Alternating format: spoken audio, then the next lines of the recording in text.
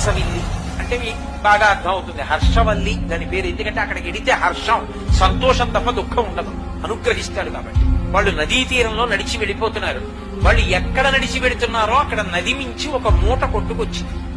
ఏమిటని చూశారు, తాళపత్ర గ్రంథాలు ఉన్నాయి అందులో. వాళ్ళు ఆ మూట తీసి విప్పి చూశారు.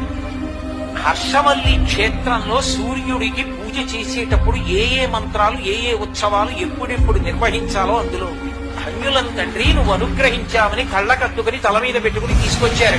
ఇప్పటికీ అదే విధానంలో అరసవిల్లిలో పూజ జరుగుతుంది.